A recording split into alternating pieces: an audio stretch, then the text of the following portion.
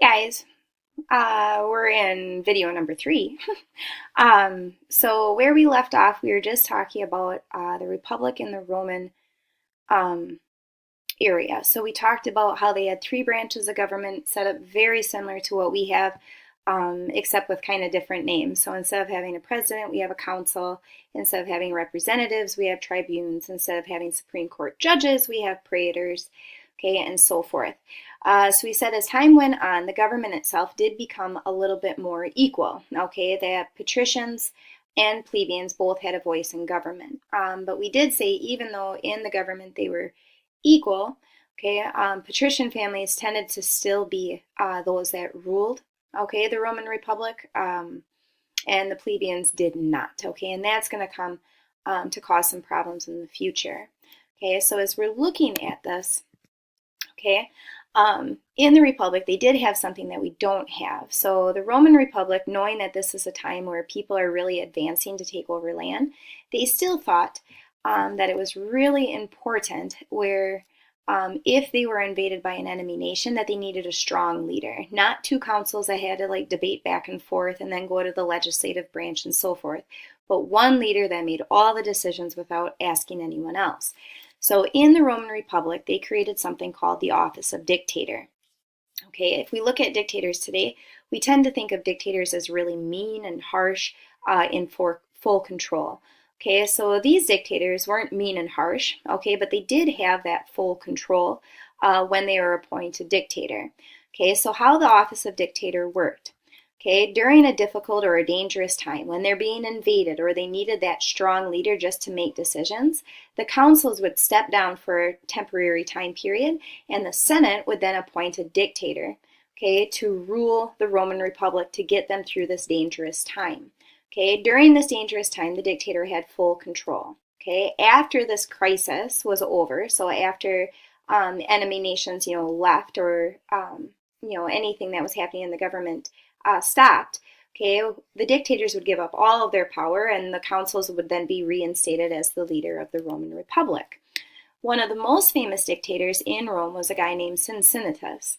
Okay, so if we look at Cincinnatus, we're going to look at just the little story about him. So he's the most famous dictator that was appointed during a crisis in the Roman Republic. So Cincinnatus was a consul at one time and then he was retired. Okay, once he retired, he went back and he was a farmer, just, a normal retired life. Okay, well, in 458 BC, Rome was threatened by an outside enemy who wants to come in and take their land.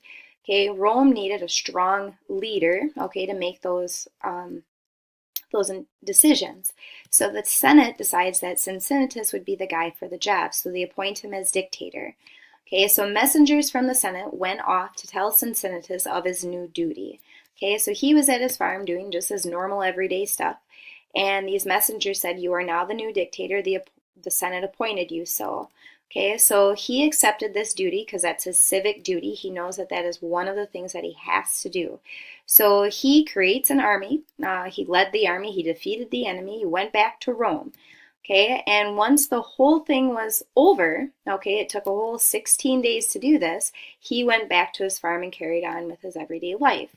Okay, what Cincinnatus did, this was called his civic duty. So by law, okay, as a citizen of Rome, okay, it was his civic duty to accept it, whether he wanted to or not. Very similar to like what we have in our country. If I was told that I have to serve on a jury, I have a jury duty notice in the mail, I have to go. I can't argue with it. It's my civic duty as a citizen of the U.S. Okay, so if we look at civic duty, if we look at the definition of it, it's this idea that citizens have the responsibility to help their country if you're asked to do so without questioning it. Okay, this is similar, we can draw it back to like our country, to George Washington. Okay, in the times when they're trying to figure out, how to break away from the British, they asked George Washington to lead the army. Okay, he didn't want to because it was his civic duty and for the good of all, he did it anyways. Okay, and after we received our independence from Britain, he went back to his everyday life. They asked him to be the leader of our country. He said no, he didn't want to do that. Okay, that wasn't his role in his opinion. Okay, so very similar to George Washington here. Now, another item that Rome did was something called the system of law. Okay, and we use the system of law that Rome created every day in our lives. Okay, so the system of law and how it worked. Originally, when things started out, laws weren't written down, which is really odd. Okay, and if laws weren't written down, nobody knew if what they were doing was right or wrong. And if they did something wrong, they didn't know that because it wasn't written down. Okay, the other part of that was that those that were in control could take advantage of this. They could arrest people and they wouldn't know why, and they could just say, well, you broke this law, and the people wouldn't know anything about it. Okay, so they could arrest people and just kind of make it up as they go. Okay, so what ended up happening, okay, the plebeian class was usually at the brunt of this. They were the ones that were getting into trouble, not the patrician class. Okay, they felt that once in court, the judges would always rule with the patricians because the patricians were the judges for the most part. Okay, and the plebeians would then get the harsh end of the deal. So the plebeians asked if these laws could be written down so things would be fair, okay, that the judges had to refer to the law in order to make a decision. This all makes sense to us because that's how our country works today. Okay, the patrician eventually agreed to this and they adopted their first written laws, which were known as the 12 tables. So the 12 tables were put on bronze tablets, and that's what you're looking at in that picture on the top, and they were placed in the marketplace. Okay, the marketplace in Rome was called the Forum, the public gathering area. So they put these 12 tables in the Forum of every major city. And we might say, well, why in the marketplace? Okay, they put them in the marketplace because that place was always busy. Okay, it was the center of the city. It's where people congregated. So the laws were in an area where everybody could see them. So there was no question about what was right or what was wrong. Okay, with this, it promoted this idea that all citizens had the right to be treated equally. So if a patrician would do something wrong, and if it broke one of those laws on the 12 tables, it was the same as if a plebeian did the same thing. There was no questioning the right or wrong or who and who it didn't do it, or if you had enough money, you could get out of it. Now, as time went on, they're going to expand these laws. Okay, because at this time, the 12 tables only applied to the citizens of the area. Well, then what happens to those that broke the law that weren't citizens? So they're finding loopholes. So they're going to start advancing these laws a little bit. So they created something called the Law of Nations, which identified the laws in the area and the rights that applied to all people in the lands, whether they were a citizen or not a citizen. These were the basic things that all people had. Okay, now the Roman laws influenced things in our country. We adopted three basic principles from the Roman system of law, and we hear these pretty often actually in this day and age. Okay, so one of the laws that we adopted was that a person is innocent until you're proven guilty. Okay, that you have that right to a trial, to a jury of your peers. Okay, Rome started that, we adopted that. Okay, another thing was that laws applied to everyone equally. It didn't matter who you were or who you were not. Okay, that all laws affected everybody on an equal basis. It didn't matter how much money you had. It didn't matter how famous you are. If you break the law, okay, the law is, punishable, okay, to all people equally. Okay, also that people have the right to defend themselves in front of a judge. Okay, is that a judge can't make a punishment without hearing your side of the case. Okay, so those three things we still use in our nation today. Okay, and the reason for these was because the upper class always had more privileges. Okay, different laws applied to them than they did with the plebeians. Okay, so these laws kind of like equaled the playing field. Okay, so everybody was on the same page. Now, if we look at this, okay, so Rome is advancing, their republic is pretty strong, their system of law is there, their government is equal, things are going well. Okay, but time's going to come when other nations are going to threaten Rome, okay, because they want to take over land. So during this time period, the main culprit of conflict is going to be an area called Carthage. Okay, Carthage is going to be an area, civilization, kind of in the northern part of Africa and in the western part of Spain. Okay, so Carthage is advancing, okay, inland, but they really want to take over this Mediterranean Sea. Okay, so they control part of the Mediterranean Sea and Rome controls the other part. So Carthage believes that if they're able to take down Rome, they would control this whole area. Okay, so what they're going to do is start a series of war with Rome.